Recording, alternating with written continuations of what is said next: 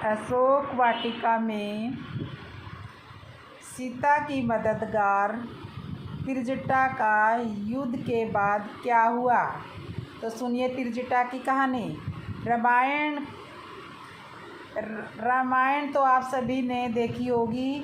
किस किस ने अशोक वाटिका में एक राक्षसी त्रिजटा को सीता की मदद करते हुए देखा। उसने सपने में राम की जीत देखी। युद्ध में राम की जीत के बाद त्रिजटा का क्या हुआ। रामायण की कथा इन दिनों टीवी पर बहुत आ रही है। टीवी पर नंबर 1 पर चले हुए सीरियल में हम सभी ने देखा है कि किस तरह त्रिजटा अशोक वाटिका में रावण की कैद के दौरान समय समय पर सीता की मदद करती है। त्रिजटा राक्षसी को रावण ने प्रमुख गार्ड के रूप में वहाँ रखा था। वो बार बार उन्हें दिलासा देती थी। कम से कम 2 बार रावण के प्रकोप से इस राक्षसी ने सीता को बचाया। जानते हैं रावण ने युद्ध में जीत के बाद जानते हैं आप कि रावण से युद्ध में जीत के बाद त्रिजटा का क्या हुआ। त्रिजटा रामायण की एक पात्र है जिसका उल्लेख रामचरितमानस में वाल्मीकि रामायण में तो हुआ है लेकिन दक्षिण देशाई देशों में जो रामायण अलग अलग संस्करण में प्रचलित है उनमें उसका कोई उल्लेख ज़्यादा बड़े तौर रूप से नहीं हुआ। जब रावण ने वन से अपहरण करने के बाद सीता को अशोक वाटिका में रखा तो तमाम राक्षसियाँ उन पर तरह तरह से परेशान करती थी।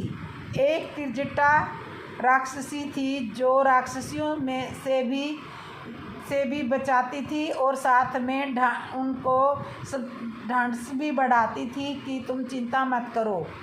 तो वो हमेशा सीता की मदद किया करती थी। रामचरितमानस और रामायण के अनुसार त्रिजटा राक्षसी विभीषण की बेटी थी। अपने पिता विभीषण की तरह वो भी राम भक्त थी।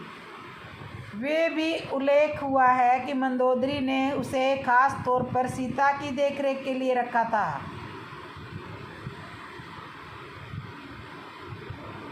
जिस दौरान लंका में राम और रावण की सेनाओं के बीच युद्ध हो रहा था तब त्रिजटा अपने सूत्रों से मिल रही थी। तमाम जानकारियों को सीता तक पहुंचाती थी। तब रावण ने कभी माया के जरिए सीता को भरमाने की कोशिश की तब भी त्रिजटा ने सीता को सही बात बताई। जब युद्ध के दौरान राम और लखन जब मुसीबत आती थी तो त्रिजटा ही महासीता को दिलाने वाली थी, जिससे सीता से ये भी कहा कि उसने सपना देखा है और उसके अनुसार युद्ध में राम की जीत हुई है। रावण की भतीजी थी त्रिजटा रामचरित्र की चौपाइयों के अनुसार त्रिजटा की माँ का नाम शर्मा था। इस रिश्ते से देखा जाए तो रावण की भतीजी लगती थी। जब इस कैद से सीता के लिए विरह को सह पाना मुश्किल होने लगा तो उन्होंने खुद ही जान देने की बात की। त्रिजटा से कहा कि वो त्रिजटा से कहा सीता ने कि वो चिता बनाकर सजा दे और उसमें आग लगा दे। ऐसे में त्रिजटा ने बुद्धिमानी से सीता की बात से कहकर टाल दी कि इतनी रात में कहाँ आग मिलेगी। इसके अलावा रावण ने 2 मौक़ों पर नाराज होकर सीता को मारना चाहा।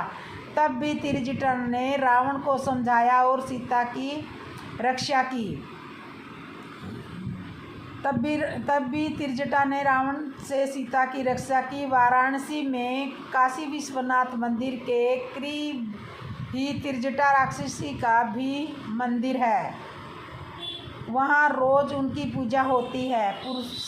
पुरस्कारों से लाद दिया गया था राम और सीता ने। रामायण के दूसरी भाषाओं के संस्करणों में त्रिजटा के बारे में और कोई वर्णन आया है, जिसमें कहा गया है कि युद्ध के बाद राम और सीता ने त्रिजटा को मूल्यवान पुरस्कारों से लाद दिया था। इंडोनेशिया में प्रचलित काकाविन रामायण के अनुसार अशोक वाटिका में रावण ने 300 राक्षसियों को गार्ड के तौर पर तैनात कर रखा था। उनमें से केवल त्रिजटा ही थी जो सीता का उत्साह बढ़ाती थी, जो सीता को निराश नहीं करती थी, उसको सारी बातें बताती थी। युद्ध की बाल रामायण कहती है कि जीत के बाद त्रिजटा सीता के साथ पुष्प विमान में अयोध्या भी आई थी। आनंद रामायण में भी यही बात कही गई है। बाद में जब सीता श्रीलंका आई तो उन्होंने वहाँ विभीषण की पत्नी शर्मा से त्रिजटा का उसी तरह ख्याल रखने को कहा था जैसा उसने कहा अशोक वाटिका में रखा था। इंडोनेशिया की काकाविन रामायण कहती है कि युद्ध के बाद सीता ने त्रिजटा को काफ़ी मूल्यवान उपहार दिए थे। क्या हनुमान से हुई थी त्रिजटा की शादी? क्या हनुमान से हुई थी त्रिजटा की शादी? थाई रामायण रामा की एन में कहा गया है कि हनुमान ने विभीषण की बेटी त्रिजटा से शादी की थी। थाईलैंड में विभीषण को विवेक और त्रिजटा को बेचाकेई कहा जाता है। थाई रामायण कहती है कि हनुमान के साथ शादी से त्रिजटा को एक बेटा असुरपद हुआ था। यद्यपि वो राक्षस था, लेकिन उसका सिर बंदर जैसा था। रामायण के मल्लवर्जन के अनुसार युद्ध के बाद विभीषण ने हनुमान से अनुरोध किया था कि वो उनकी बेटी से शादी कर ले।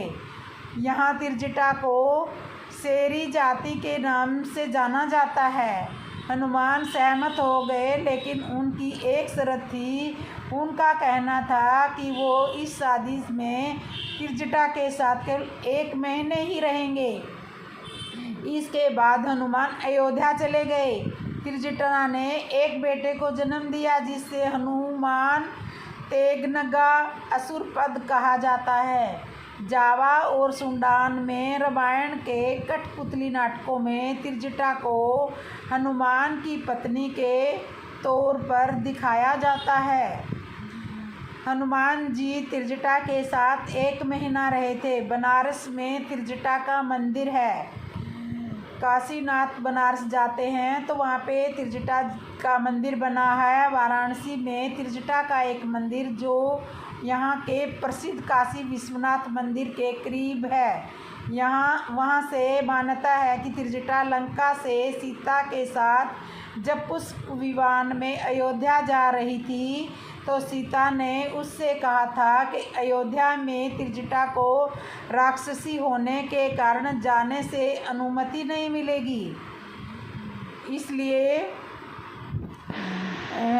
इसके बाद सीता ने सुझाव दिया कि उसे वाराणसी चले जाना चाहिए, जहां उसको मोक्ष मिल जाएगा। फिर उसकी प्रजा वहां एक देवी के रूप में की जाएगी। अब यहाँ मंदिर में त्रिजटा की रोज़ पूजा होती है। महिलाएं इस मंदिर में अपनी मनोकामनाएं पूर्ण होने के लिए आती हैं। यहाँ त्रिजटा को मूली और बैंगन का चढ़ावा चढ़ाया जाता है। इसी तरह त्रिजटा का एक मंदिर उज्जैन में भी है, जो बालवीर हनुमान मंदिर परिसर में है। यहाँ देवी की 3 दिनों की विशेष पूजा होती है, जो कार्तिक पूर्णिमा से शुरू होती है। तेलुगु में सीता पुराणम, रामासामी चौधारी में त्रिजटा को विभीषण और गंधर्व शर्मा की बेटी बताया गया है। रामायण की त्रिजटा राक्षसी किस देवी का अवतार थी? माता सीता। माँ उन्हें माँ क्यों कहती थी? आखिर त्रिजटा कौन थी और त्रिजटा किसका अवतार थी? आप आगे बढ़ने से पहले चैनल को सब्सक्राइब आवश्यक करें और बेल आइकन बटन ज़रूर दबा लें और कमेंट में जय श्री राम ज़रूर लिखें। रामायण में जब भी राक्षसों की बात आती है तो बात की जाती है तो ऐसे में राक्षस की बात आती है तो स्वभाव से काफ़ी विनम्र और शरीर भले ही राक्षस का हो लेकिन उनकी प्रवृत्ति और उनका व्यवहार बिल्कुल किसी देवता जैसा ही था। अब बात कर रहे हैं त्रिजटा की, जिसने माता सीता के हृदय में अपनी एक अलग ही छवि बना ली थी। माता सीता जिन्हें हम खुद माता कहते हैं, वो माता सीता भी समय त्रिजटा को अपनी माँ कहकर पुकारा करती थी। जब माता सीता लंका में अशोक वाटिका में उनका ध्यान त्रिजटा ने ही रखा था। त्रिजटा को एक राक्षसी थी इसलिए कहा जाता है कि क्योंकि उन्होंने समय देवी सीता का अवतार थी, उन्हें उनकी सेवा करने का सौभाग्य प्राप्त हुआ था। दरअसल त्रिजटा रावण की एक खास राक्षसी दासी थी जिसको समय माता सीता का अशोक वाटिका में उनका ख्याल रखने के लिए नियुक्त किया गया था। लेकिन दोस्तों, आज आपके मन में एक सवाल उठ रहा है कि आखिर त्रिजटा कौन थी जिसके बारे में हमें कोई भी जानकारी प्राप्त नहीं है।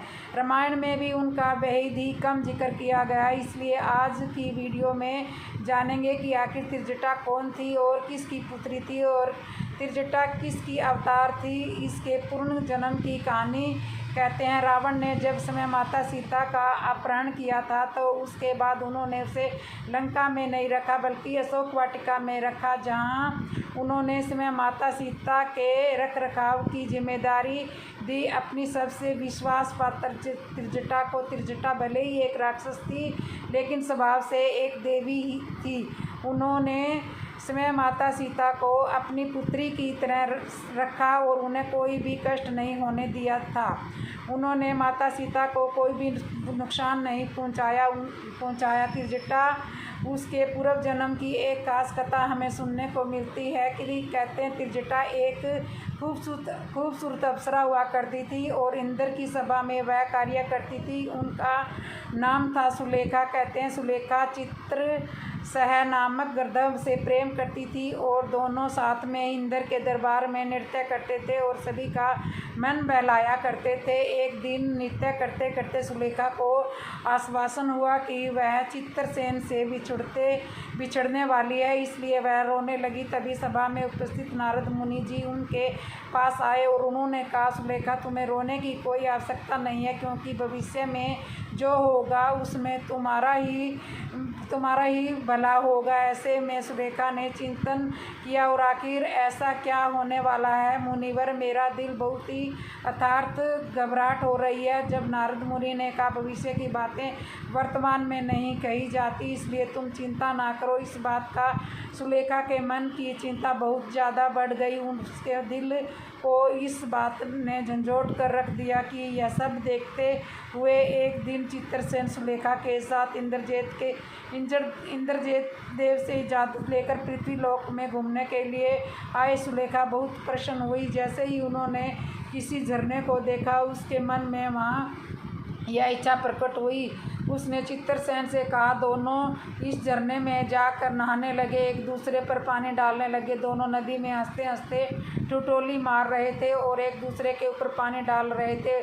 पास में ही एक चट्टान पर बैठे ऋषि थे और तपस्या कर रहे थे। बार बार पानी की छींट उन पर पड़ रही थी और सुलेखा और दुर्वासा तपस्या से बिल्कुल अनजान थे। उन्होंने तो यह आभास भी नहीं था कि उनके समीप की चट्टान में समय ऋषि दुर्वासा बैठे हैं। वह खेल में अपने खोए हुए थे। जब दुर्वासा ऋषि से यह बात सहन नहीं हुई तो उन्होंने उठकर कहा, यहाँ से चली जाओ, तो तुम्हारे खेल की वजह से पानी की छींट की वजह से मेरी तपस्या में विघ्न डाल रहे हैं। लेकिन ऋषि की बात मानना तो दूर, सुलेखा ने उल्टा उन्हें जवाब दे दिया। यह देखकर ऋषि दुर्वासा को यह भी बहुत ज़्यादा क्रोध आया और जानते हैं कि सभी ऋषियों में सबसे श्रेष्ठ दुर्वासा ऋषि थे। उन्होंने इस समय इंद्र को और सभी देवी देवताओं को सुलेखा के वापस जवाब वेद की शक्तिशाली और क्रोधित स्वभाव के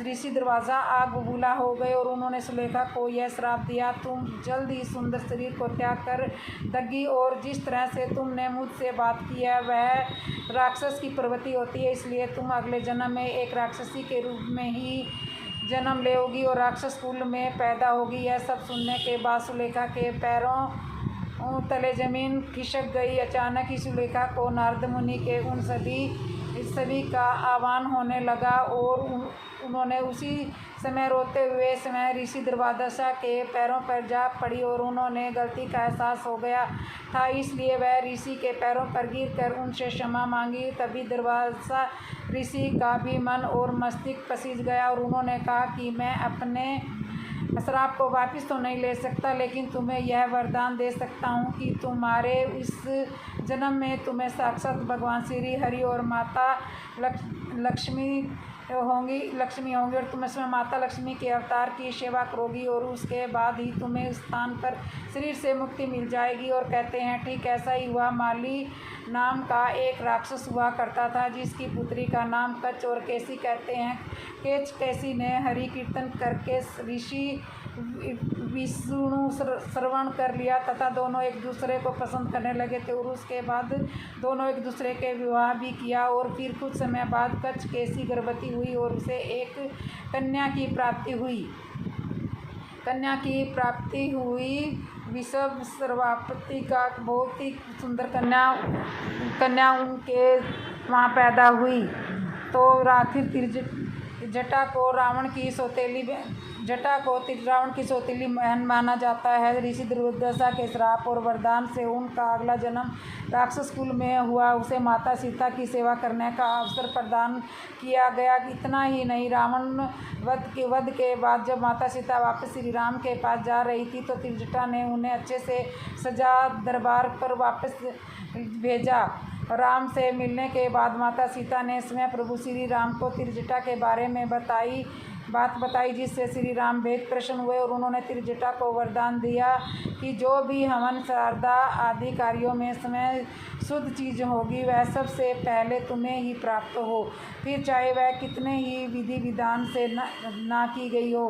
तो वो कहते हैं प्रभु श्री राम ने सीता के समय त्रिजटा को कई सारे वरदान देकर उनको धन्य कर दिया। फिर वहाँ से वह वापस अयोध्या लौट आए। कहते हैं कि त्रिजटा कुछ दिनों तक लंका में रही, वहाँ विभीषण की सेवा की और उसके बाद वह काशी के एक स्थान में आकर रहने लगी और उन्होंने अपने शरीर को त्याग दिया। कहते हैं आज भी काशी में त्रिजटा माता का मंदिर है, वहाँ जाकर सबकी मनोकामनाओं का आशीर्वाद मिलता है। इस तरह त्रिजटा का उद्धार हुआ क्योंकि उन्होंने स्वयं माता सीता की सेवा की और प्रभु श्री राम को भी प्रसन्न किया। इस तरह एक दिन अपने शरीर को त्याग कर त्रिजटा समय अपने राक्षसी शरीर से मुक्त हो गई और इसके बाद वह वापस सुलेखा के रूप में समय इंद्रलोक में जा पहुंची। तो त्रिजटा के विषय में आपको यह जानकारी अगर अच्छी लगी हो तो आप मेरे चैनल को सब्सक्राइब करना, लाइक करना, कमेंट करना और बेल आइकन बटन तो ज़रूर दबा लेना और कमेंट में जय श्री राम ज़रूर लिखना। बोलो जय श्री राम।